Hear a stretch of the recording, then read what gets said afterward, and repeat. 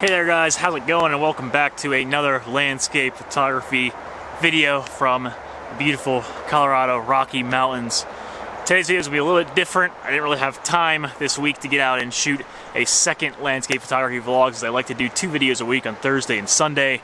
So I decided, just kind of been a little bit busy this week and didn't get around to going on shooting a second time this week. So I decided that I would just make a video kind of sharing my thoughts on something. So I wanted to talk a bit about photo blending, and different versions and forms of photo blending seem to be quite popular in the landscape photography community. I want to talk about why I don't pretty much ever blend my photos for my landscape photography. When I talk about photo blending, I'm mostly talking about focus stacking, bracketing, and even you could say like sky replacements and such. And I'm kind of going to talk about each one of these things and explain like how I feel about it, and the fact that I never do it. And honestly, if you look at any of my images and any of my videos on my Instagram, on my website, every single photo that I show you in my videos, on my website, my Instagram, they're all just one photo. Like I never blend multiple photos together. None of my photos are. So yeah, they're all just one photo. Now, I don't have an issue with people necessarily blending images. I think that there is a purpose and a reason why photographers do it, and a lot of reasons in a lot of cases there's like a good reason for it. I think when it comes to focus stacking, if you want, focus across your entire image, then, sometimes you kind of have to focus stack, 2 images or more in some cases to get, sharp focus across your entire scene.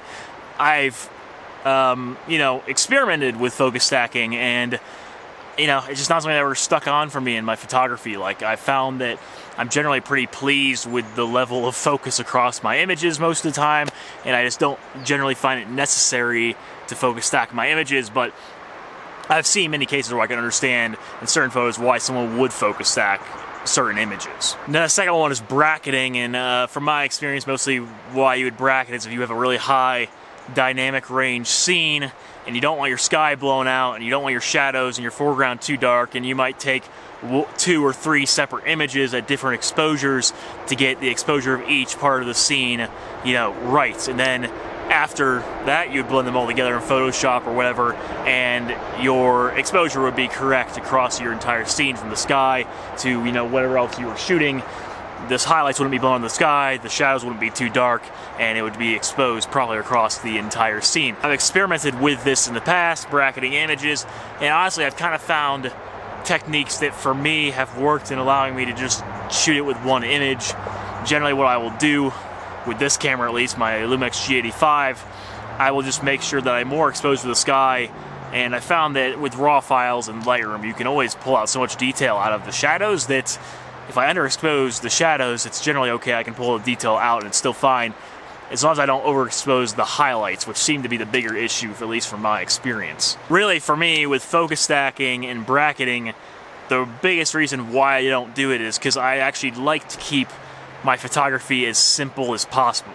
And really what I mean by that is that, the more elements you add into it, I feel like the more complicated the editing process becomes. And although I do really enjoy the editing process, I don't particularly enjoy bracketing or photo stacking. I don't really enjoy blending images together. Like, it's not something that I've really enjoyed doing, so that's why I've kind of just tried to find ways to get around doing it while still getting great results. And I feel like I've kind of found, a workflow that works really well for me, that I just generally don't do that. And I very rarely would find it necessary to do those things. There are cases maybe you would want to. Anyway though, photography for me really is all about just keeping it as simple as possible.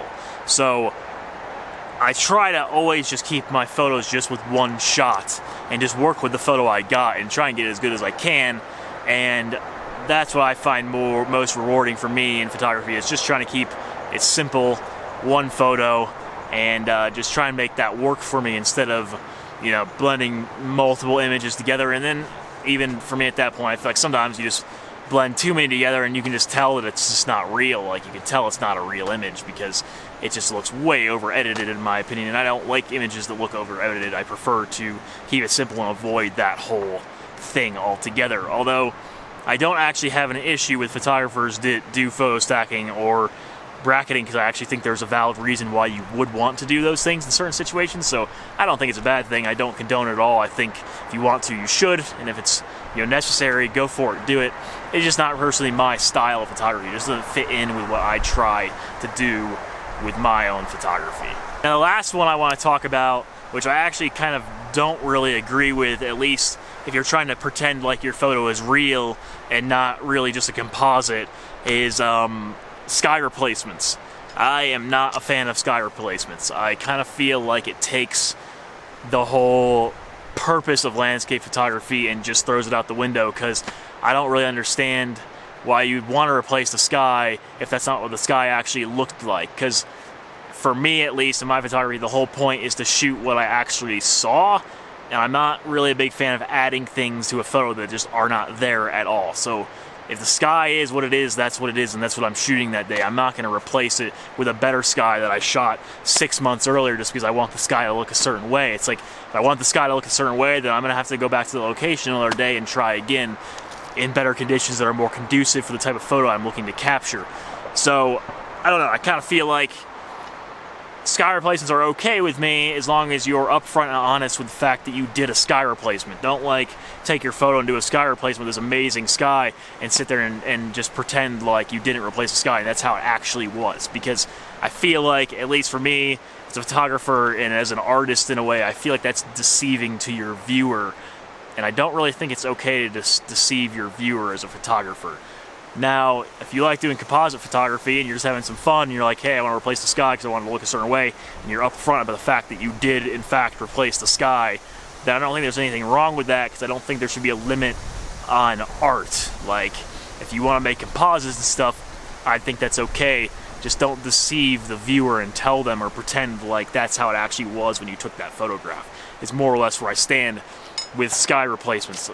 Overall, I don't do them. I've experimented with it, and I didn't care for it. So, you know, that's kind of my thoughts on sky replacements. And honestly, with things like Luminar and stuff coming out recently with their new whole sky replacement tool, which I did mess around with because they had like a 7-day free trial, and I tried out Luminar 4, I think it is, and you can like easily replace the sky. They have like an AI sky replacing software. And although it's pretty impressive what the software can do with sky replacements, I don't really understand. Myself as a landscape photographer, I'm trying to like show an accurate representation of what I experienced and saw with my photography. I don't really understand why I'd want to replace skies, because that's not an accurate representation of what I experienced and what I photographed. So that's kind of how I feel about that. Anyway, let me know down in the description what you guys think about these 3 things: focus stacking, bracketing, and sky replacements. They're all kind of completely different things, but in the same area of blending images together. So I'd be curious to know what your guys' opinions and thoughts are on this subject. Just something I wanted to record quick and kind of just get my thoughts out there and share how I feel about it. Anyway, thank you for watching. If you'd like to, follow me on Instagram, down below in the description, at envision_adventure. Check out my website where I post all my photos and blog posts about some of my trips and stuff, which I share on these vlogs, more of a written version of this. And that's envisionadventure.net. And yeah, subscribe to my channel below. Thank you for watching. I'll see you guys in the next landscape photography video.